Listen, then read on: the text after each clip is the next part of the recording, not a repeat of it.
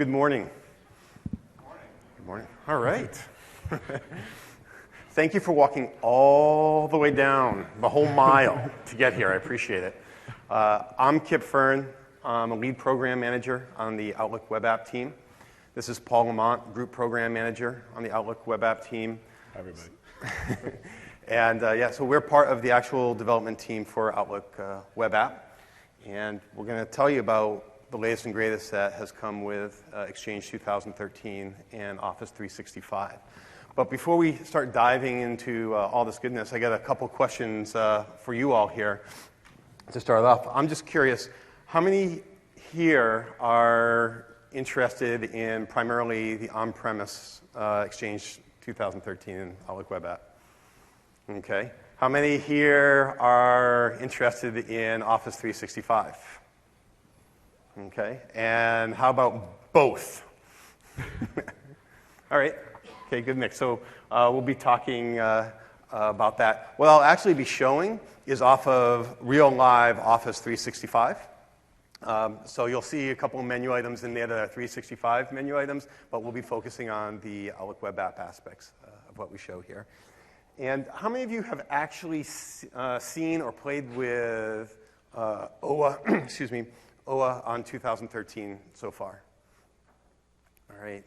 And of those, how many of that was this week or seen it this week versus coming here?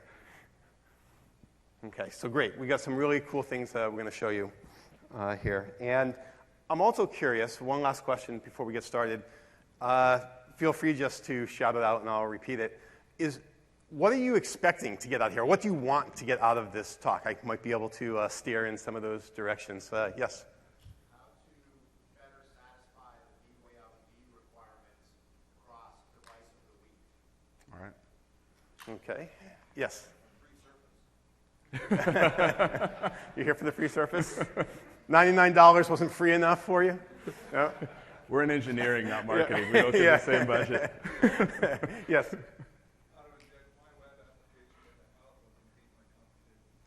Okay. Excellent. Yes? Customization and plans for customization. Okay. More customization. Excellent. We have some to talk about there. Yes? See what enhancements or changes in Attachment security. Okay. All right. That is a good mix. We'll try and hit all of those. And I'll also state up front, if there's any questions that aren't answered during the talk and the demo or afterwards, please come on down to the office booth. We're actually both going to be there after the talk in the early afternoon, too, so you get a chance to talk to us there. All right.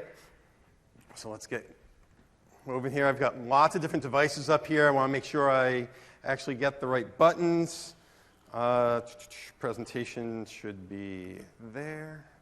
All right. Now let's make sure it's this button. All right. So what are we talking about here? We want to make sure that you understand why we built what we built and what the great new features are about it.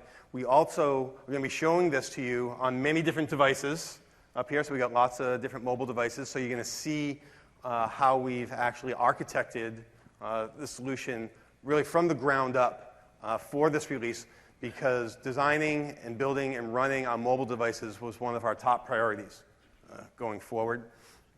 And we also want to demonstrate some key new functionality, including we'll talk about offline support. We'll talk about integrating apps into OA as well, so you'll get a taste of what all that looks like.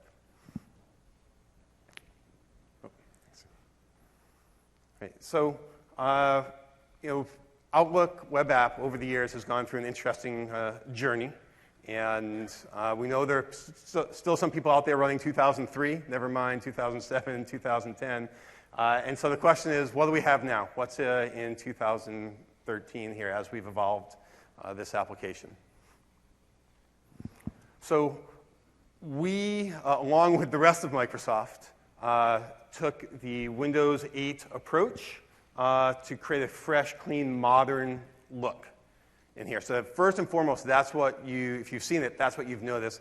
It has the look and feel that is what we call a chromeless. We want to really focus on the content and make that what comes first and foremost in what you're seeing, as opposed to all the bells and whistles around it. So we've been balancing getting more content and making that clean, fresh, modern look in there.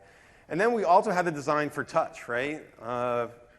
Whether it's on your iPhone, whether it's on your Surface device, other mobile devices, not to mention laptops and desktops, right? We know touch is the future, and so we had to build this app with touch in mind from the beginning. And we've also done a lot of work working with the actual Outlook team as well, as our designers and engineers worked and talked to each other to really give you and the users that same common feel between the native client as well as the web client here. So those were all core principles as we built this new version of Outlook web app. So to sort of give you an idea what that means, this is a screenshot of actual Outlook 2013, and there's a screenshot of Outlook web app, right? So even up close, it looks pretty similar, never mind from a slide from sitting out there. So very, very similar. Makes it really easy for the users to go back and forth between the two, and it's not like they're learning a whole new app. All right. So the phrase that we use a lot is anytime, anywhere, any device, right? So that is a core scenario that we really work towards here. We have some stats, and it's no surprise that more and more people are using their phones, especially to access mail, right? And so we'd be blind not to recognize that and make sure we have a first-class experience for the phone, never mind the Surface devices and even iPads and other tablet devices out there. And we also know that you want to work offline. You've got the airline scenario. You're on the airplane, you're flying out here. You might not want to pay for a go-go in-flight to have a spotty Wi-Fi connection on the plane. So we've also designed Outlook web app so it will work offline, and you can do a lot of the functionality that you do online, you can now do offline.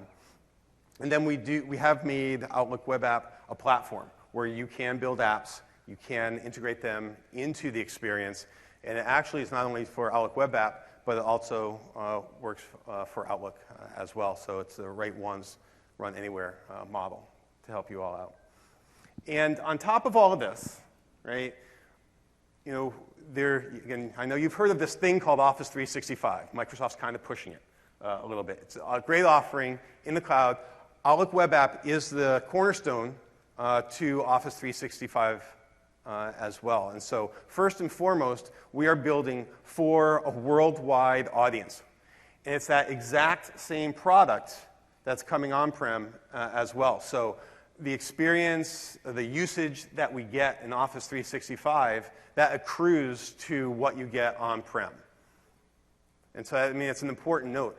As Microsoft moves quicker and quicker in the online space, and we get features and we roll them out quicker and quicker in the online space, right, that accrues to the CUs that you get on-prem as well. So you can actually set up a test tenant if you want, free test tenant for 365. You can play around with it, and you'll see the features come in there before they hit on-prem. I mean, you can do that today.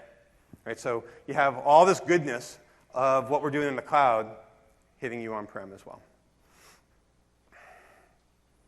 All right, so here's a sneak peek of what we're about to demo here. Right? These are actual screenshots on these different devices. And so you can see each one is built for that device. We recognize, hey, I'm on a Surface. We're going to show you something slightly different. Hey, we recognize you're on the phone. We're going to give you what you expect on the phone and not just jam the exact same layout into a smaller screen. All right, so keep your fingers crossed. Got lots to demo now. The hardest part is going to be switching between all the devices and doing that correctly. All right.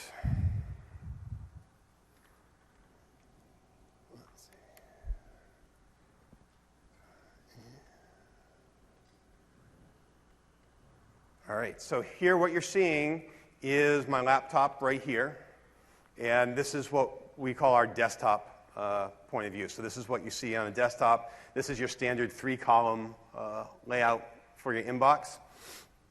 And what we're going to step through here is a little story to show off a lot of the features of what the team's been working really hard on for the last 3 years.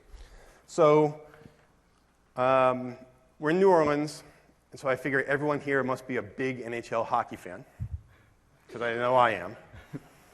And I'm sure everyone's very excited that last night the Bruins in double overtime beat the Penguins. Sorry if you're a Penguin fan.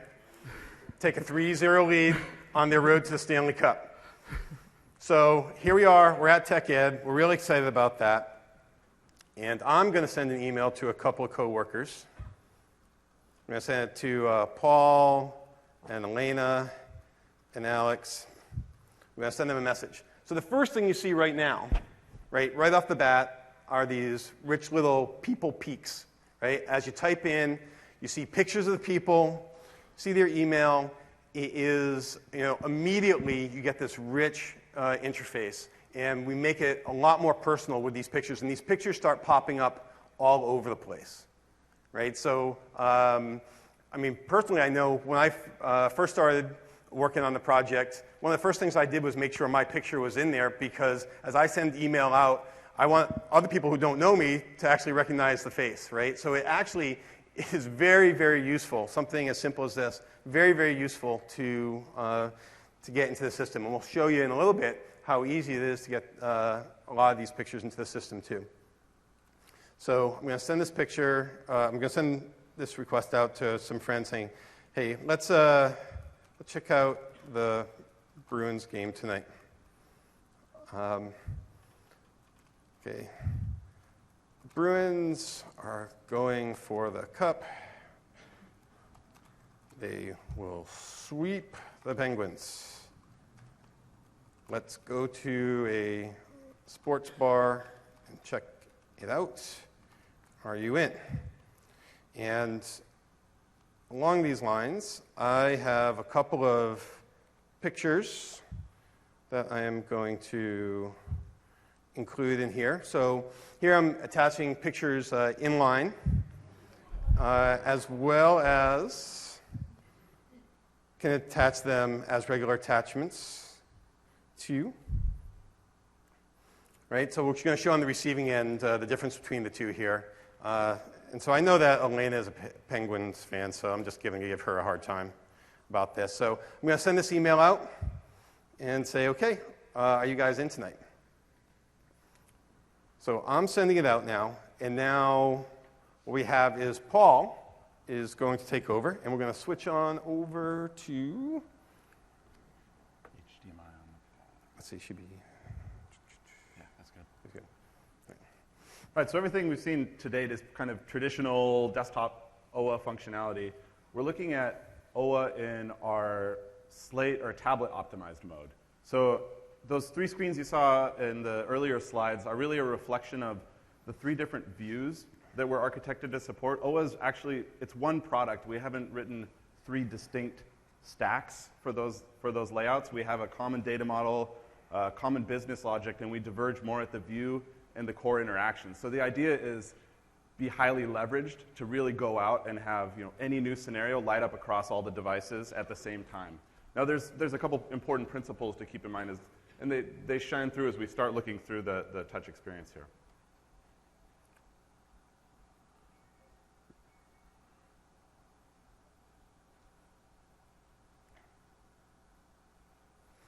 So I'm going to touch on Kip's message, and we can see there's some improvements that have happened to the attachment well in the read experience in Exchange 2013. Those come through on the device as well. We have the inline preview of the attachments. The idea is make you more productive inline. I can access Kip's information in the contact card. This is another area where browsing the organization, things that aren't typically supported in a native ActiveSync client are available across screens by virtue of having OA light up everywhere. Sorry, there's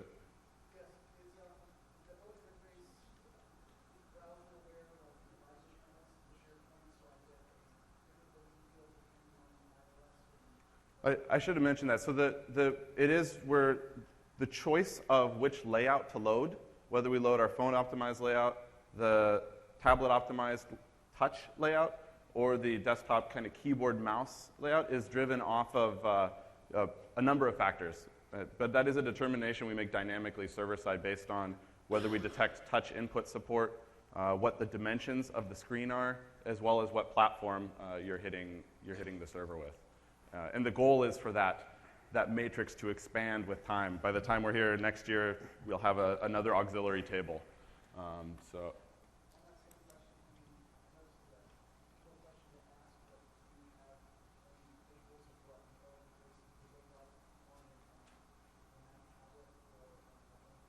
We'll be showing the iPhone and iPad shortly.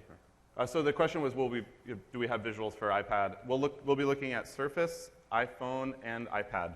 I'll take one more quick question, and then I'll ask to hold till the end so we can run through. Go ahead.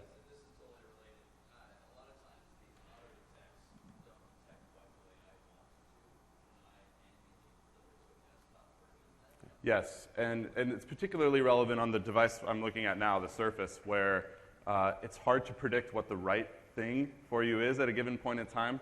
Yeah, right now I might have my keyboard down and I'm sitting at the coffee shop and I want to be in a more kind of high precision keyboard mouse mode. We'll be able to do that, and when we detect that you touch the screen, it's a strong indication maybe you want the touch optimized mode, so you can either be kind of guided into it or opt into it at any time. So. And just one final note on that, just because we're open and honest here, everything you're seeing is live code. This is what's in production today. The one little tweak we've made on the Surface here, you're seeing what we call, our layout that is geared towards what we call T-wide, the tablet kind of surface. This is not in production yet. It's about to get into production, and specifically on the Surface device, as we just talked about, you may want that desktop layout. You may want the touch layout. You'll be able to switch back and forth between the two on the Surface. All right. So capabilities I'd expect, from a powerful, rich Outlook experience when I'm mobile. I can browse the organization with respect to Kip. Alex, I see Kip wants to hang out with Alex. I actually don't know Alex. I'm going to tap on him. Oh, he's the marketing guy Kip works with. Okay. So sounds cool. Looks like a fun evening. I am in. So I'm going to tap reply all. Same principle. I'll just stub through this. The same recipient resolution logic that's running on the desktop is running client side on the tablet or on the mobile phone as well. So you'll see this kind of recurring theme. New innovation happens on desktop. It also shows up in a touch appropriate way on Slate and on the phone as well. So it's kind of the indication of where we're going with anything in the future. When we eventually get to great DLP support, you would see that light up across screens. So just know that that's why the real foundation of why we built the product we built in this release.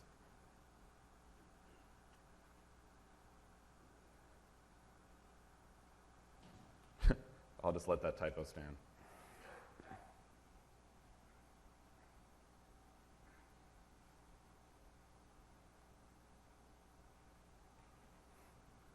While I'm in the list view, I was just going to stress a couple other quick things. So you can see I have the conversation view. The same thing, another example of one of those things you don't get with a native ActiveSync experience on an iPhone or Android device. We want that to be, you get their own variant of a conversation experience. We want it to be consistent OA conversation experience across screens. So you have that here. In this case, Kip sent me a rights managed mail. I can read or compose and apply protections from the device as well. So there's a whole host of scenarios that run across screens in this mode. So with that, we'll hand back over to Kip. All right, let's see.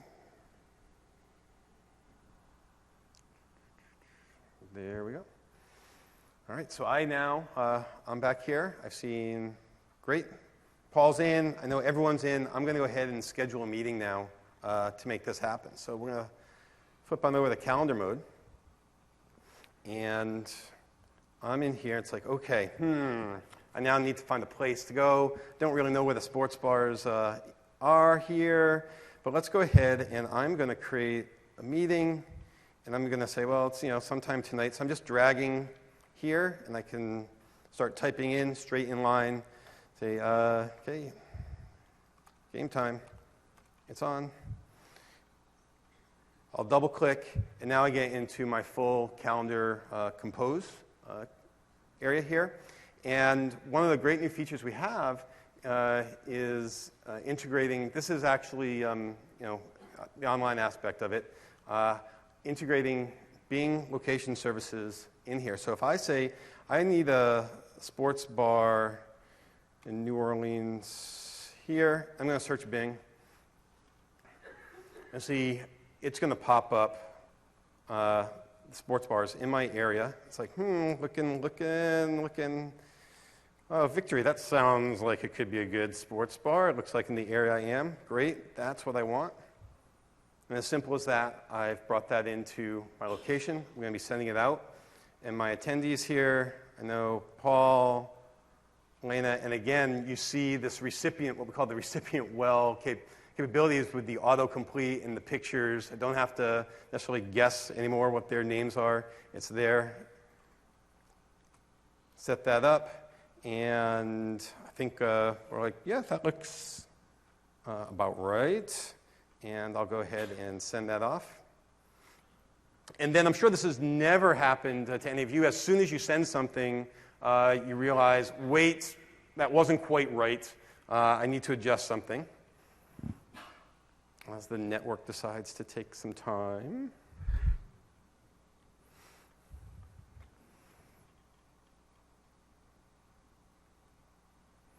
Gotta love the demo gods. There we go. Okay, so I sent out, it's like, oh, I forgot, it's 6 o'clock, still a little too early. It's Central Time here. It's like, oh yeah, what I really want to do is I want to move this. Let's start at, I think the game time's at 7 o'clock, so we'll meet at 6:30. So I'm just dragging and dropping that and saying, yep, that's what I want. On 6:30, I'll go ahead and say, oops, this is the right time to meet. And again, send that off.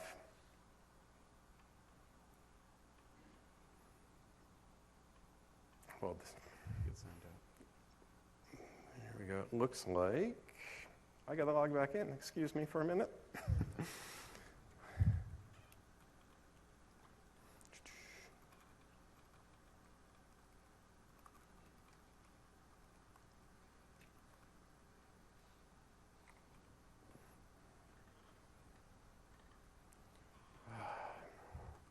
Try again.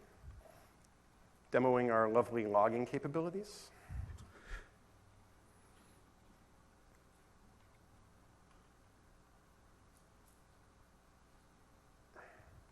Okay, there we go. And let's double check on the calendar here. And sure enough, okay. All right, so my last change didn't take effect during that little hiccup there, but there it is. Now, one other thing is, you're at a conference, always got to check in back home. It's like, oh, that's game time, but let me check my family calendar here because I think there's something I was supposed to do. And click on family. This is hooked up actually to my Outlook.com family calendar, and you can see, oh, that's right. My daughter had a big test today. I promised I would call before she went to bed and check how it was going. It's like, oh, that conflicts with the game. I'll deal with that later. I'll figure something out. So again, but it shows here the integration of your personal calendars, other calendars in your work calendar. And you can even, this is 2-column view here. I can even merge them into one calendar. So if I had some other events up here, they would show up in one. So great way to keep your personal events separate than your work, but see them all together, which is how we run our real lives every single day. Okay. So then now I think now we're over. I've sent out the invite. It's a little bit later. Paul's on the run. He's got his phone with him now. So let's see. We want to move back over to there.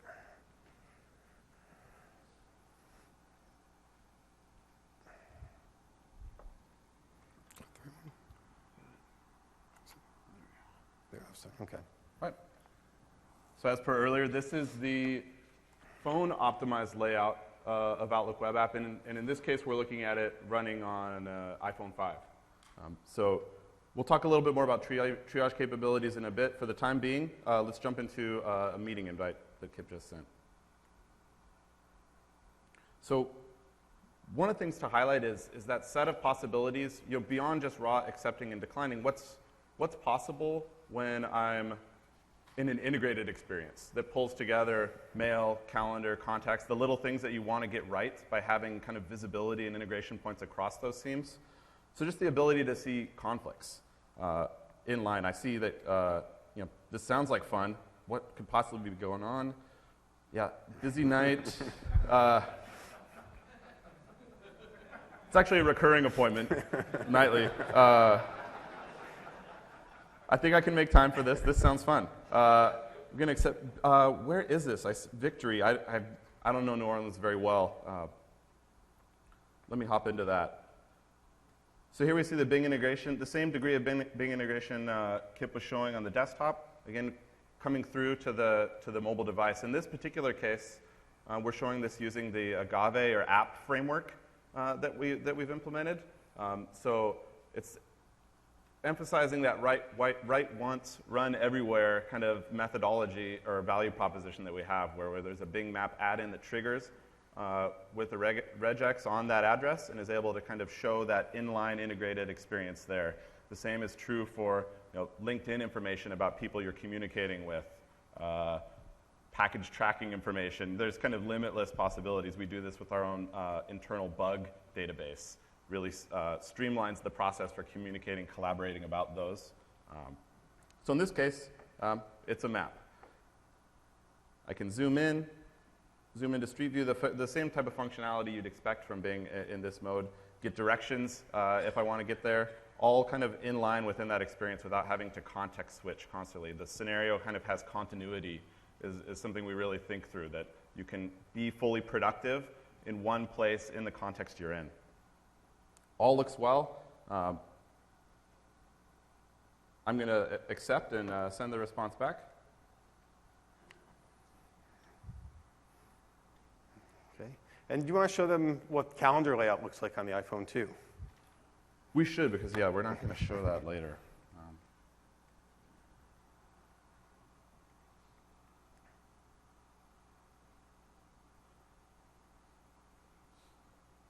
All right.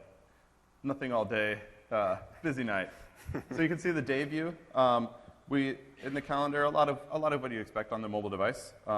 We have pivots. This is one thing that you'll see is different, noticeably different about the touch experience from the desktop is, in addition to the transitions between the screens, that fluidity and that touch feedback is really necessary for an experience to feel right. There's just some fundamentally different interaction models. You can't see, but this kind of swipeable pivot across the top for me to navigate quickly between days. Those type of things that you just want to get right. The access to side-by-side calendars. I'm logged into my account. I don't have multiple calendars right now. Kip's earlier example with family calendar and the ability to overlay that carries through to both the phone and the slate as well. So that functional parity really comes across. We'll see on the device, it's a very targeted experience, a kind of a drill-in, drill-out approach to calendar. The same functionality is there, but the views are more constrained. We don't have a week view on the mobile device or a really rich month view. You'll see when we look at Slate later that we've invested a lot in really Slate-appropriate or tablet-appropriate views there, tablet-optimized views. In the device, it's a lot about providing this kind of at-a-glance sense of my calendar. I don't know if it comes across with the current color settings, but if you look at the 6th, you see it's shaded differently, just giving those subtle indications of where I have different degrees of activity going on this month. In this case, I'll pop into the 6th and see that I've got a meeting with Bob Jones in the morning there. So that's kind of just the quick tour, and getting back to today quickly, just thinking through those interactions. Quick tour to mobile on that one. All right. Thank you. Let's see, we'll pop back over here.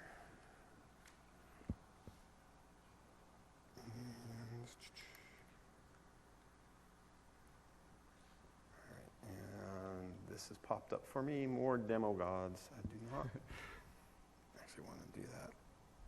Let me go ahead. All right. So that's the end of our little vignette there. And I know you're saying to yourselves, but Kip, the Bruins aren't playing tonight. They're playing tomorrow night, Game 4. That's true. That was the other little thing for the demo I did, made it for tonight, not tomorrow night. But we will all be seeing a sweep tomorrow night. Now, there are a few more things we want to show in Outlook Web App here. Show you maybe some of the smaller things that we did that we think have a real big impact on the users and how you deal with email and calendars every single day. So if we go back over to the inbox here, we know that the most common things people do are delete their emails as quickly as possible, use unread and read as ways to mark to-dos in your inbox, and even flag events. So we've done some things to make those actions as quick as possible. So you'll notice as I hover my mouse over these items here, we have these dynamic actions that appear with the mouse. And, excuse me, one of the biggest ones we have is delete. So you can very, very easily come in here, just hover over it, and you delete it. So we've made delete really, really quick and easy. Your eyes are on that item, right? That's where your focus is. So we know you want to take actions right there. Now you'll also notice that if I want to flag something, I can easily flag it as well right there. And now that's flagged, right? And maybe I also want to mark this as unread. So here, as I'm reading my email, it's like, yep, this one I want to save for later. I'm going to put this mark as unread, and it immediately changes to unread. So these key actions, these are the majority of actions we know people take, really, really easy to do now. And then one further step, we have what we call these pivots up here, right? Again, the most common actions people take. It's like, show me all my unread. So with one click of a button, it's going to show me all my unreads immediately there, or all the ones I flagged as well, right? So no matter what we call them pilers versus filers, right? A piler is someone just piles your inbox, and it just gets longer and longer and longer. A filer is someone that creates lots of folders and files things away. I'm both. My inbox is out of control. And so I'm constantly going back and forth both. So these simple actions here really help me keep track of the most important emails with those simple clicks of a button there, right? Let's see. So also what we want to show is how does this work on the mobile devices as well. So we're going to show you the same thing and how they come through on mobile. Sure. So which one are you going to show? VGA. Okay. All right. Let's go back to the phone. This will be a relatively quick discussion, but this is an example where the principle is make the same capabilities available, but do so in a more intuitive way. A tap and hold context menu would be wildly inefficient on a mobile device, sitting there and waiting. Similarly, cluttering up the list view with a whole set of actions by default is kind of untenable when you want to get a lot of information there in a small screen. And so we've implemented a swipe model. This is a thing, it's relatively common in some of the more recent iOS apps. We think has a lot of potential. It's a very intuitive kind of natural interaction model. It's, you see Windows 8 embracing it for selection. And so we're really trying to align to those kind of de facto standards around gestures, the ways that things can be kind of instantly intuitive and reduce that learning curve when I'm moving to a new device. In this case, my ability to mark as read, unread. If I'm a filer and I want to move, that's quickly accessible. If I happen to use flags, that's there as well. In this case, I'll do the, whoops, opened it on accident. I'll mark KIP as unread. And now we have those same pivots that are available, the really common filters that people apply to their inbox, thinking of making those available to someone who's not going to go 3 levels deep in the OA 2010 user experience to create a saved filter around a criteria like unread. Just making those one tap away within your primary view. So I can filter to that. If I'm one of the 40-odd% of people that use unread as a primary state, that's there right in my view.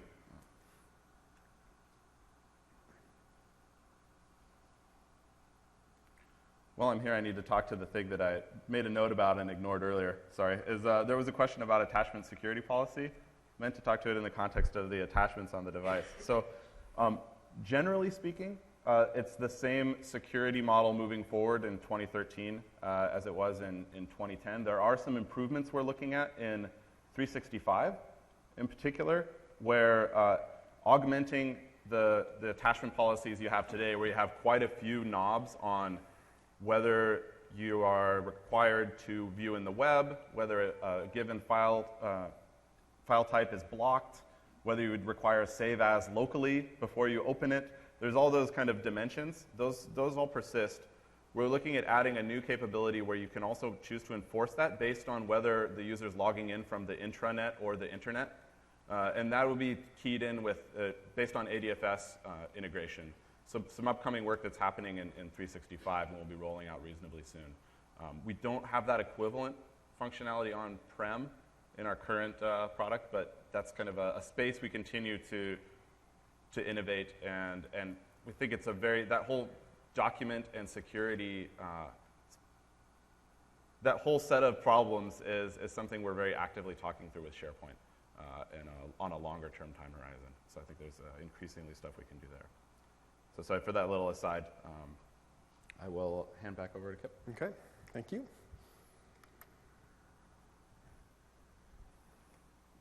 Okay, so next thing we want to show off is our new embedded powerful searching capabilities, right? Again, no matter whether you're a piler or a filer, you got to find your stuff. No matter how good you are at how you think you organize it, there's always that, oh, where did that thing go? I need to be able to search for it really quickly. So we've got our search bar up here. And for me, I remember hearing something, I think Elena sent me something about a big deal. I forget. I've been having too much fun at TechEd, so I'm going to come in here and do a quick start searching. And one thing you'll notice right off the bat is we've actually optimized the search for a couple of things.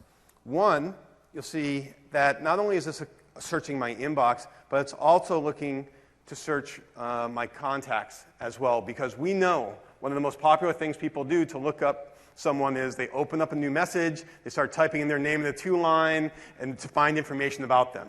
So it's like, you know what? People are searching for people. Let's just put it straight into the search bar. So we now have this here, and I can even, right, I click on this, and I get my full people card. Again, it's the same action you'd expect, no matter where you start seeing these pictures. The other thing you'll notice is we also know one of the most popular searches is from someone, right? And so as you start typing a person's name, we will automatically start putting some suggestions down here, especially for from. It's like, oh yeah, I want from Elena in this case. So we're trying to be smarter for you to make these kinds of actions as efficient as possible. And in this case, right, I said, well, it's Elena, it's a deal. Let's say I think it was something. That's right. There's the email. There is a big deal coming up. I got to get on this. And we've got the hit highlighting that's happening. That is what you'd expect. That works well. And then there's this feature down in the lower right-hand corner. And Paul and I were joking about this because as we were putting together this demo, we obviously knew we were working on this feature. And but given our new way of rolling out features quicker and quicker onto the service and making small incremental changes just appear, this one just appeared. I hadn't realized that this had actually been brought to the service in full production yet, but it had gotten on our train, as we said, and it's out there in full production. And it's the kind of feature that just enhances the existing experience, right? And again, this is a big part of how we internally are really changing things to get innovations out quicker and quicker to you as users and as admins. But this particular feature here, right, you can imagine if this was a long thread and you have to go find all the things, this will actually take you right through all of your hits, tells you how many you have, and makes it even easier to find those sections of emails that you're really looking for when you do searches. So that's our search. Now I want to show you some cool stuff we have over our people module here. So our people module now, I said it actually looks like a directory here. Actually takes advantage of, of all the pictures that people have in there, organizes the information as you'd expect to be organized for real easy access. But we all know we communicate with folks that are not just in our organization, whether it's friends, family, business associates, and we have a lot of those folks in our LinkedIn profiles. So we have added the capability to connect to LinkedIn. Now this is a 365 only feature at the moment. And let's see here. The demo gods are at play again.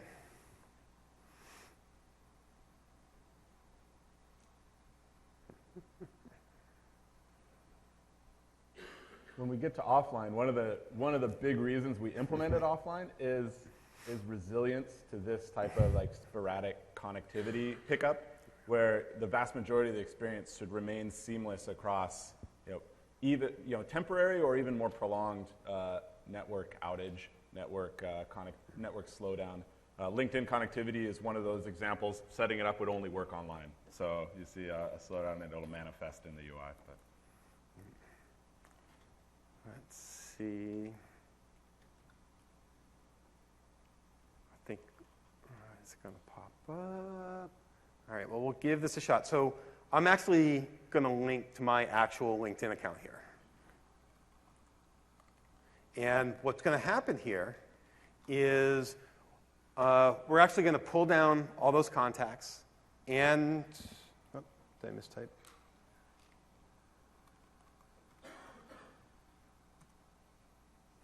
There we go. It's going to pull down all those contacts into my OA address book. Now, it's going to keep them separate, right? They're not going to come in and then you're going to lose track of which ones are LinkedIn and which one is not LinkedIn. They're going to come on in and they're going to be stored in their own section.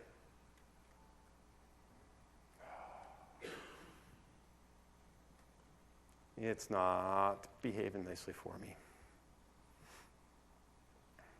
All right, I think wow, the network's really slow. So it's coming. So you'll see it has created its own LinkedIn folder here. And what's happening in the background is it is downloading all of those. Right, so it's coming on in here. It's downloading them. It's keeping them in a separate subfolder for you. But there you go. You'll be able to access them just like you'd be able to access anyone as you start sending emails, right? And again, this is a great way, again, to automatically get those pictures into the system as well. So it really makes it easier to start communicating with your business associates. Yes? Just curious, is that folder synced to the Outlook client or strictly online? The new LinkedIn folder? This piece is strictly online, so that would not manifest. Yeah, they have their own social connector model. Right. Now, we also are working, we have some Facebook connectivity as well, but that is very SKU specific and very country specific. It's always fun dealing with legal when it comes to those kinds of things. So that's why that's a little bit more limited. But the point here is we are working really hard on connecting to your social graphs out there and making it easy to communicate with the folks that you already have set up in other places. Right, so now, to really finish the demo portion of this up, here we're going to talk about one final scenario when you're actually setting up meetings for your more in your business environment as opposed to setting up a bar appointment here. So this case is I'm going to set up a meeting for next week here, and I need to set up a meeting for a little TechEd recap. So it's a real work meeting now. Come on in, and I now have to check other people's calendars. So I'm going to our scheduling assistant here, and I'm going to meet with Paul on this. And again, you see that autocomplete. I'm going to meet with Elena here. And I know Elena actually is in a different office as well. So not only am I going to be setting up a meeting, but I'm going to be setting up an online meeting as well. So it's 1 o'clock. It's like, oh, Elena's busy. All right, it looks like 2 o'clock is free for everyone. So, okay, I'm going to move it to 2 o'clock, and now I'm going to add a room in here. And we have the functionality of, hey, any available room in building 1, I could just go ahead and pick one of those, and it would automatically pick it for me. Or, no, I know I really like the crystal room, so I'm going to book it in the crystal room. And good, right? We know that the crystal room is free. So that is awesome. And looks like everyone's free at that point. Now I'm going to come back over here, and with one click of a button, I'm going to set this up to be an online meeting. So I click that. It's getting my link settings, and don't want to change the location because some's going to be online, some's going to be in there. And you can see what automatically gets input are links to my meeting. And as I send this out, which I'll do in a second, with one click of a button, you're going to be able to join that online meeting. So that all looks good. Got my online meeting integration in there. Everything's free through my scheduling assistant. Let's go ahead and send this off. All right. And so now, on the receiving side. All right. Let's see. So here. Back to VGA. VGA. Yep. Right. So now I'm looking at the iPad interface, or the tablet interface on an iPad, iPad 2 specifically. So first thing I'll do is accept the meeting just to get it on my calendar. And I'm going to pop over to calendar. So the first thing you'll notice when I hit the navigation control is that the calendar tile itself is designed to provide a quick peek at your next few upcoming appointments. It's something we know we want to be available at a glance, kind of one tap away without having to navigate all the way into the calendar on the device. In this case, I will tap the calendar control.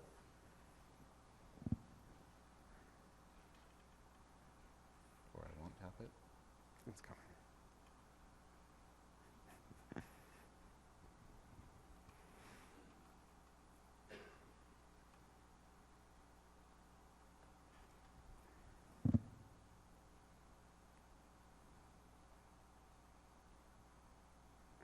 Awesome.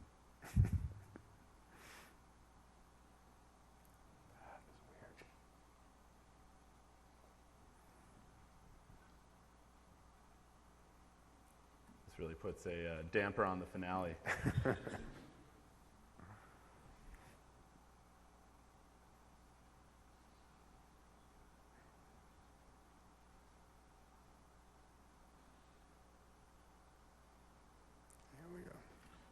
Go figure. All right, so first thing we'll notice is a distinctly different view than we showed on the phone. The calendar team calls it the magenta view. This is kind of the month agenda hybrid. The idea being that we know there's a wide distribution of calendar density. Some of us have just like a calendar packed to the gills day in and day out. Others of us have, handful of events any given week that have a higher degree of visibility or priority as individual events. This is a view that's designed to make that world tighter, give you kind of an all-up context on your calendar, as well as the ability to kind of drill in on any given day. I can see that on the 11th, I have a handful of meetings. I can look to that and just quickly tap on any item in the agenda view to get a little peek, get some insight into where it is, if there's meeting notes as well. The other piece, let's see, Tuesday was when? Tuesday the 4th. So in the particular case of the meeting Kip just set up on the online call, you'll notice the different control is lit up as well. This is the kind of built-in online meeting integration in Noah. So straight from the peak, or if I wanted to drill into the more detailed form to look at attendees as well, I have the ability to join that meeting.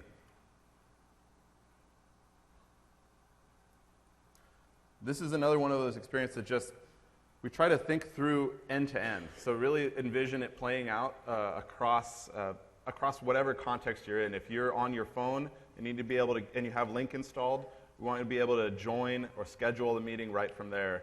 If you're in a context where you have the Link web app, an Outlook web app, will launch into the Link web app. And so it really flows end-to-end on any device, whether you're on an iPad, a Surface, or a desktop running a desktop browser.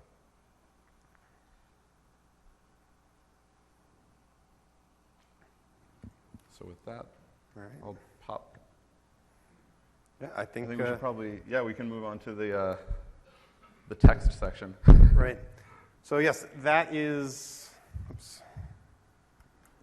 So that is the conclusion of the demo portion of this talk. I hope, hope that you get a really good idea of the different parts of what OA is. We do have some more slides coming up going into some of the details here behind some of this. So questions in a couple of minutes here.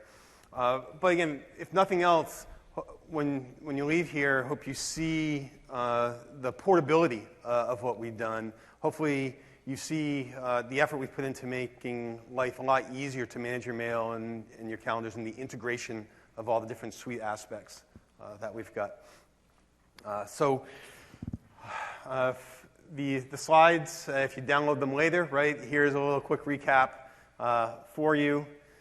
I won't bother talking to those points. But there's a lot of folks back in Redmond that have, we live this. I mean, part of what's great is we use this.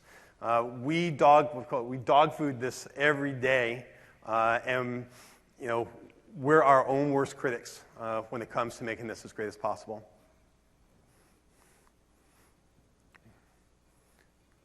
So the app platform, again, we're going to talk about for a few minutes here about a little bit deeper on some of these aspects.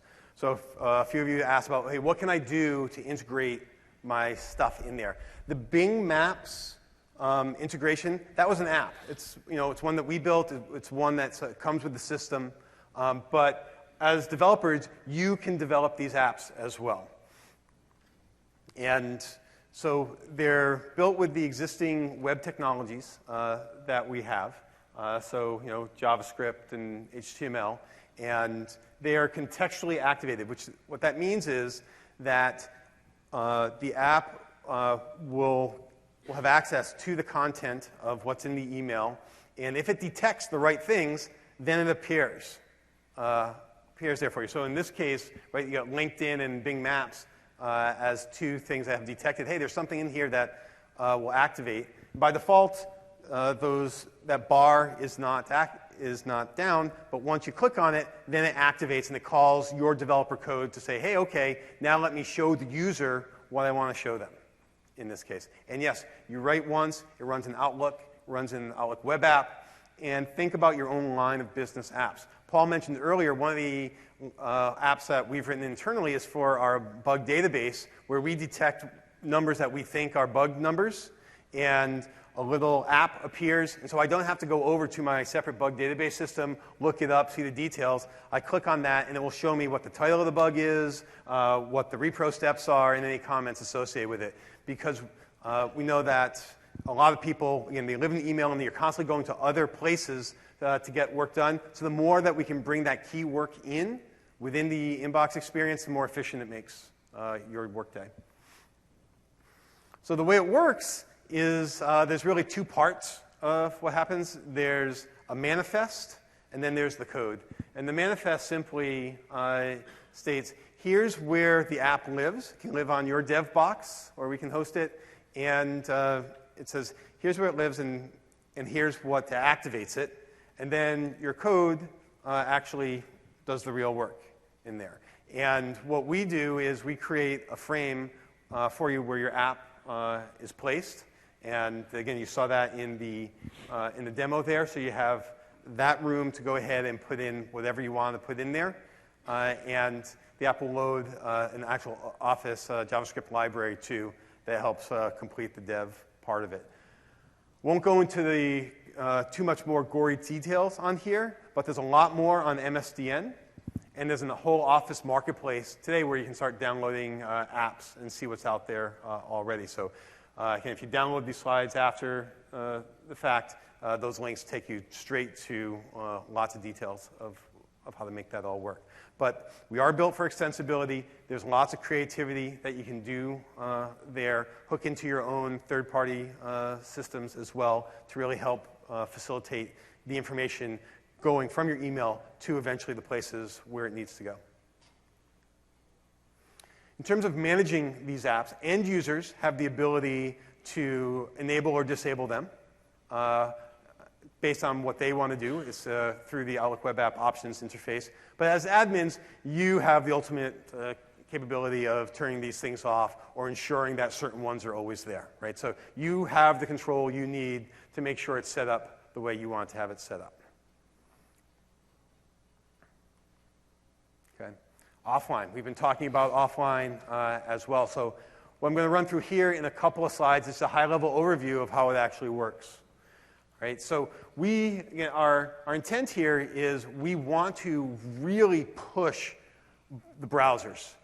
We want to be out in front. We want to create an awesome browser-based app because the technology is there today. Right? The browser technology is moving so quickly, we have a hard time keeping up with it. But in order to give you the best possible web app, right, we have to keep on running on the latest and greatest technology. So that's another thing that you will see is, especially on the service, people need to keep up with the latest browsers because the older browsers just can't handle some of the capabilities we have as well. So we have a decision to make on how to get these apps out to you and make sure that they're the best possible. So we're keeping up with the latest browser technologies. And offline is one of them. So from an end user point of view, it's really simple. That, again, in the options menu, there's offline settings. You go to there. Hey, do you want to turn it on or not? It's as simple as that. And what's going on underneath the covers, again, there's a lot more information available online about what's actually going on. But what's going on underneath the covers is we're taking advantage of browser technology that's in IE10, Chrome, Safari. Right now, that's what we support. And we are actually storing the events that you click on. We store those offline, and we replay them to our server, and then it completes the loop. So this is seamless to the end user. So if you're in offline mode and you are connected, it just works as you'd expect it to work, but it's going through the browser data cache. Right? And so the browser data cache, and this is where each browser has some interesting, sometimes subtle, sometimes not so subtle differences that we have to make sure work across the board here. But there's obviously limited storage. It's not unlimited storage that the browser handles. And so depending on which browser you're on, we can store 150 to 400 items per folder. We automatically will sync your inbox and your drafts folder for you, and then your recently used folders will also be available to you offline, all your contacts, again, a year's worth of calendar events, right? And it's taking advantage of the app cache, and then whether it's the WebSQL or IndexedDB that the browsers support, that's where this data is being stored. So it is being stored locally on a user's machine here. Right? It's per user, per machine. And so one question comes up about, well, okay, if this is now stored on the machine, what about security here? So we do warn the user, hey, this is being stored on your machine. If someone really wanted to come and look at it, it's there. So once again, as an admin, if you don't like that, you have the ability to just say turn off offline mode. My users don't have access to it. Otherwise, it's being stored locally in the browser cache. And then deployment and monitoring. Right? So this one slide here, this is what I call my Debbie Downer slide. Right? So again, keeping it real here. These are some of the things you need to be very much aware of rolling out where we are right now in 2013. One big noticeable thing is spell check. We made a decision, previous versions, we had server-side spell check.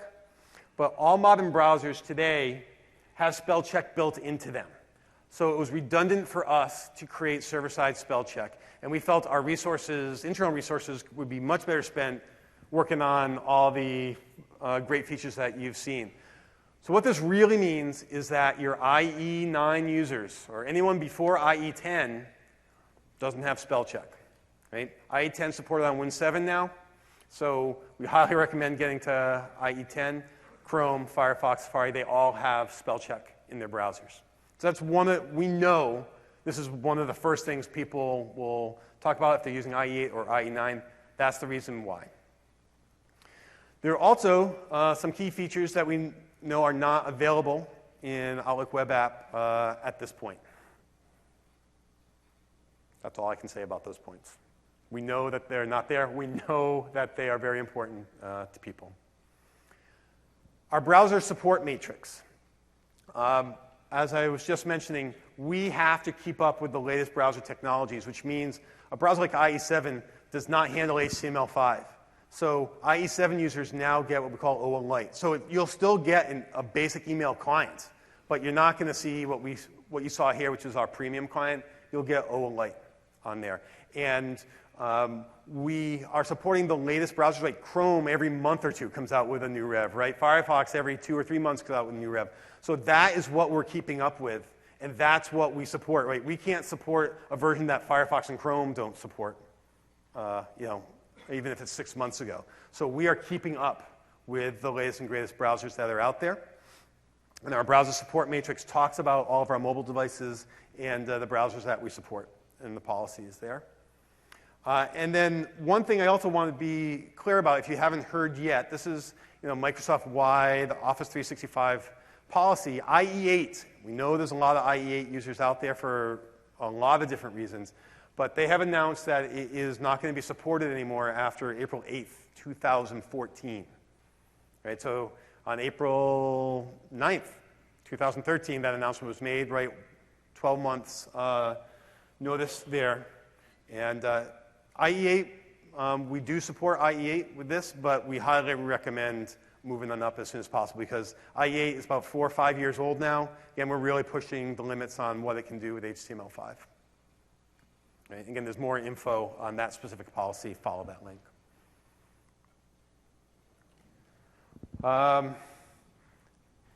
Deployment. So I'm not going to talk too much about this as well. If there's more specific questions, we can talk to that point. But again, there's our CAS server has been reworked an awful lot in terms of also making sure that gets deployed properly. If you want to deploy a link server and also enable the Office web apps themselves, where we are integrated with the Office web apps. So if you get a PowerPoint or Word, Excel, or a doc, you click on it, it will launch into the web app. So we are doing more and more integration with Office web apps. It's really cool in there. So there are definitely some new tricks to learn as you deploy these different components. And monitoring. One of the cool things about running a service is that we are creating lots of monitoring for our own live service. This is what we use. And many of these monitoring devices and probes are coming down to on-prem as well in there. So we have a whole suite of different kinds of tests that really help you determine if something's going wrong, where it's going wrong. Again, these are some of the same things we're running on the 365 service as well. So it's another great trickle-down effect for how we're working things these days. And so just the wrap up here is lots of great stuff across the board in Outlook web app here. And I think really what people will really love seeing is the fact that these now work across devices and they should be seamless. And it's going to do nothing but get better and better. And as I said, we're our own worst critics. We use this stuff every day. We're pushing the envelope. We're trying lots of things. On the service side, we'll be pushing things out quicker and quicker, and we want the feedback, right? We want to react really quickly. We're not looking for these 3-4 year cycles anymore, right? We're all set up to get this feedback in and get the goodness back to you a lot quicker. And here are the standard stuff that you've probably seen in about 100 different lectures. And hopefully you enjoyed this presentation. You can scan that in and rate us. So now, again, that's the end. Why don't you come on up and ask questions. If you go to the microphone, that will help because it's all being recorded. Thank you. Good job, guys. So if I'm running Office 365 2013 now, can I make it so that OA will launch PowerPoint in Office web apps, or is that coming? That should be the default behavior.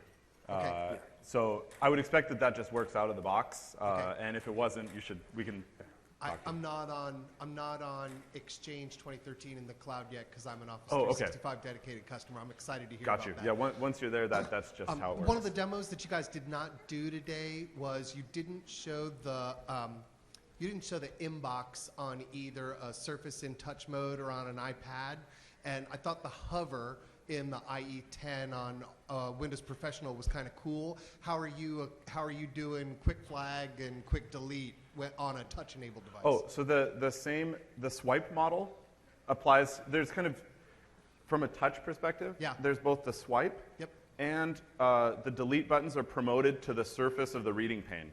So you kind of have conversation level actions right where where your right thumb would be, Yeah. and left thumb has swipe level access to the actions. Okay, on cool. on Hey, Surface. are you guys friends with the Office web apps teams? Yes. And are you guys friends with the Microsoft Office professional teams? Yes. Because I guess what I'm looking for is continuity, right? Because I don't see print. Like in the Word web app, I can do file print. Today, it didn't look like file print was anywhere. Oh, we should totally. So two of the lead program managers from the Office web app teams Yeah. are here at TechEd. Yeah. We were just talking with them at length yesterday. So I can definitely put you in touch with them or collate the feedback afterward because I know they'll love to hear it. Yeah. I mean, continuity across all the Office web apps and Outlook web app would be great. Yes. Because it just really helps with the training for the folks that I'm not delivering a full Office professional client to. I agree. And I know they think a lot about continuity across the authoring apps. Yeah.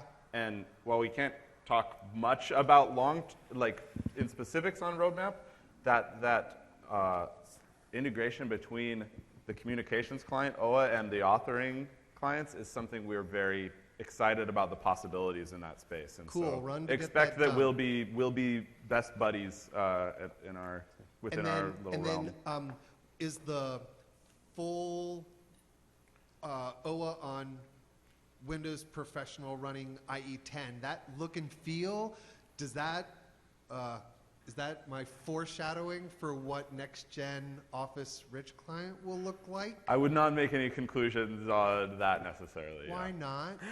And the only reason I say that is because I really want people to be able to use Microsoft Outlook on any device, anywhere. So- and if I happen to have Microsoft Office Professional installed, game on. But when I go to pick up my iPad, the user experience should be near identical. So I will say, we have a just fundamental principle around the importance of alignment between Outlook, the Outlook native client, Yes. and the Outlook web experiences, and we track that very closely with that team.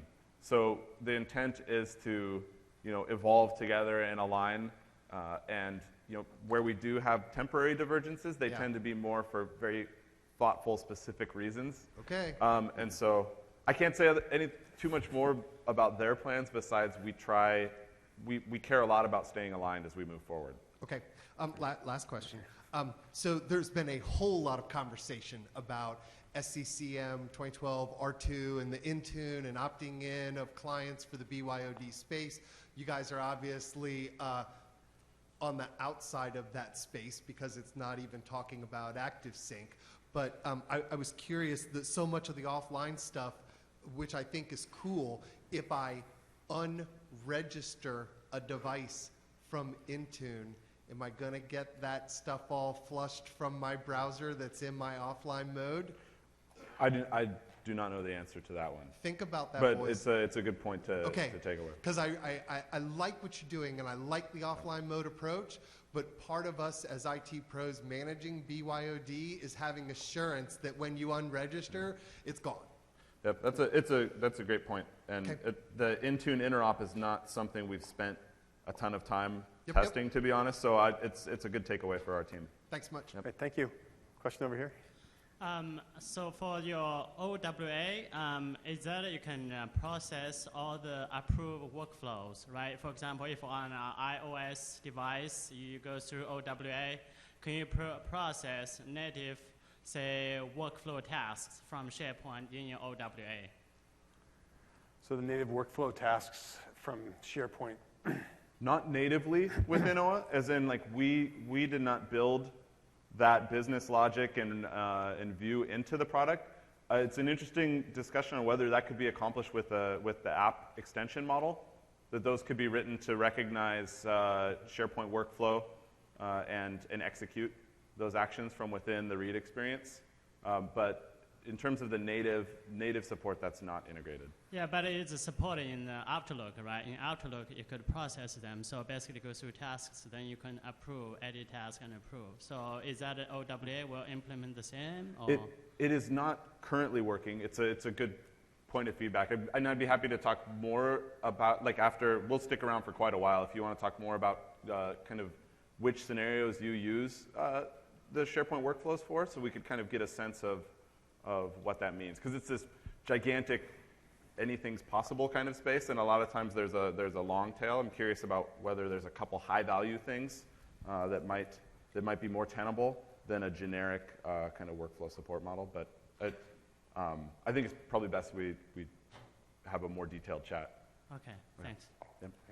Has there been any work done to enhance the controls available to us to say, for example, if you're using OA, you're not allowed to download attachments because that's seen as a security risk that you're downloading content to an untrusted endpoint? You have the ability to restrict attachment download, even to the granularity of file type. So you have That's new to 2013, correct? Because that doesn't exist today in 2010. In 2010, you should be able to block attachment access. Right, but that means that you can't read it. Oh, so you want to require web viewing? Right. Yes. Right. So I want to make sure so that you will work can't in 2013. You can't take the content out of my company unless you're on a trusted device, right? And for us, a trusted device means you have to be using Outlook. Yes. So we should step through this scenario, but what I believe is the model is that you have the ability to force web viewing and block downloading for an attachment via policy. And we did the work with the WAC team. I'm saying this with about 95% confidence because it happened a while ago to make sure that that's wired through in terms of the save as, the save behavior when you're viewing it in the WAC. So I believe you should have exactly the behavior you want with 2013. Excellent, thank you. And I can follow up an email just to triple check that thing. I think this is the last question. Applaud the work y'all have done. It's phenomenal across all the devices. We have Office 365 for Education, if that matters, but the ability to either co-brand, I know that's not an OS-specific thing, but the fact that it says SkyDrive and not SkyDrive Pro is confusing as we have, you can imagine we have teachers and students and that they're assuming they're going to their SkyDrive, not their SkyDrive Pro, and they click on. Yeah. So that would be nice if it just said SkyDrive Pro. So we're aware of co-branding. That's something we're actively working on and working with Jim Lucy on that. The SkyDrive versus SkyDrive Pro discussion. Lots of fun conversations internally about that as well. That is, you should talk to a certain person called Steve Ballmer in the entire marketing department. That's really a marketing decision, to be blunt about that. So we do understand the confusion, especially in the EDU space. So that's not something that's new to us. Yeah, and, so those organizations are just discussing how they rationalize that. So it's not a non-issue. Yeah. Okay, well, a couple more. I actually have two questions. The first question is regarding like the in-private browsing tab in IE. If you open up an in-private browsing tab, does it still record the offline cache? Basic questions I should know. I'll double check. We can check real quick, and I am embarrassed. 'Cause I don't know the answer. Because we don't dog food it in private.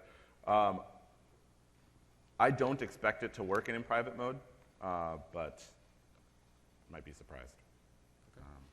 The second question is regarding multi-factor authentications. Is there any customization for the Outlook Web and Access login page to integrate with third-party products like RSA or Swivel? So are you thinking on-premise? Yes.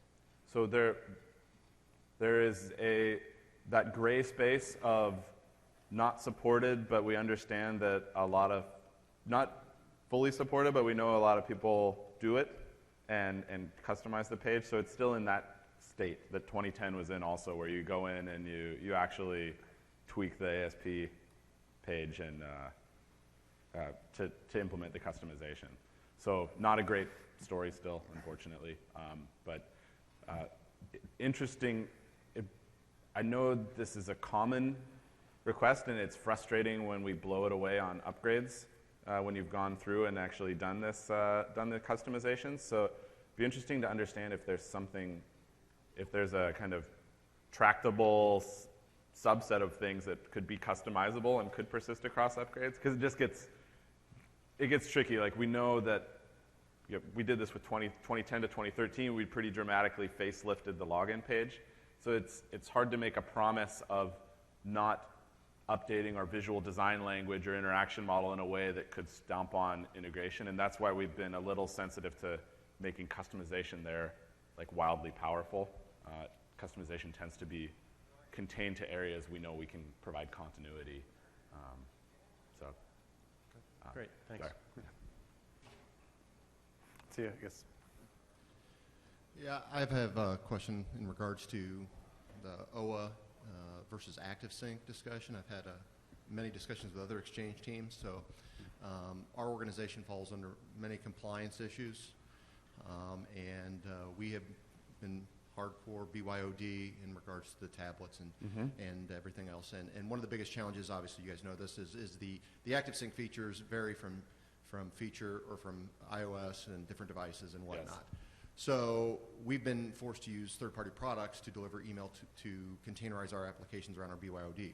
My question is, watching this demo today, I see OA being a complete replacement for ActiveSync in the grand scheme of things, and I wanted to hear your take on, is that what Microsoft sees moving forward as an ActiveSync replacement, or is there still a discussion around containerizing applications on BYOD, like products like Good Server that's equivalent to Bez and things of that nature?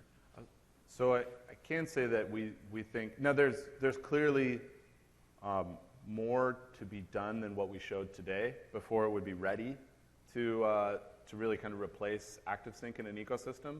But we do think a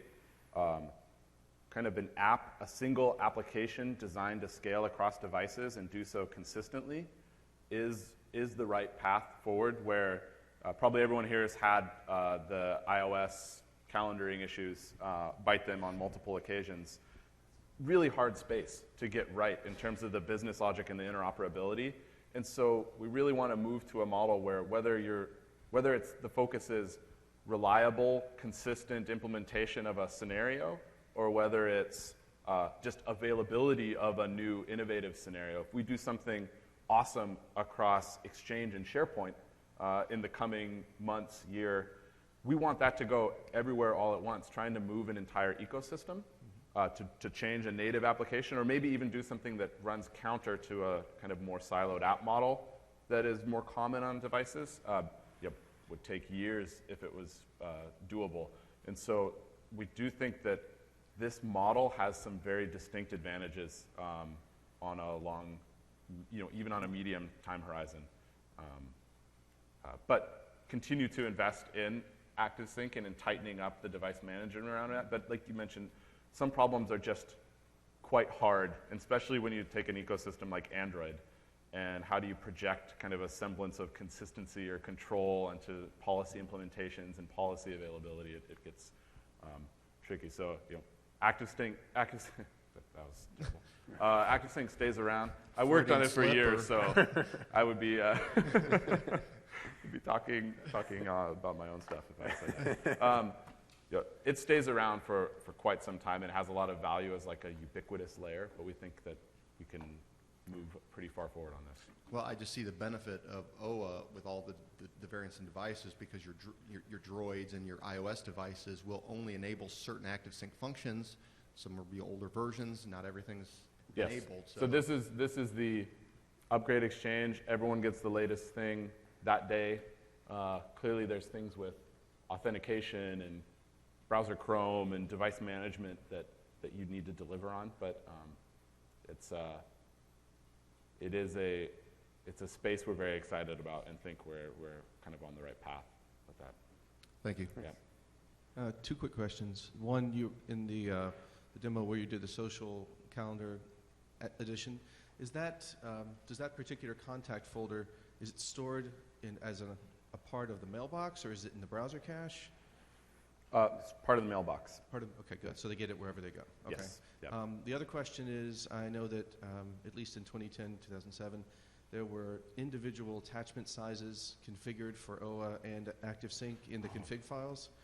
Has that changed, or is that on the mailbox server now? And does it still have to be manually changed per server? The short answer is I don't have a complete enough understanding. I don't know if you know this one.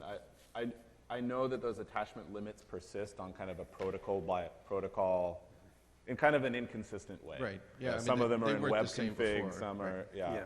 and I believe that that's still the case unless we've done anything. Yeah, no, we haven't done anything special. I know there's like 25 meg to 35 meg limit, and there's some ways to. ActiveSync used to be like 10 or something. I don't know. OA was bigger, and Exchange Web Services was like 33. I mean, one thing we know, and we're working on this, we want to make it easier to be able to send large attachments around. So That's a good point. So that is definitely something we're actively working on. But just the last part, sorry, the config file, if we're still modifying config files, it's probably on the mailbox server now, right? Since the client access is just doing a proxy? Yes, yes. Okay, thanks. And you can tell me not to say something if it's not public. I think it is. But R2 web app proxy, can I put that in front of OA?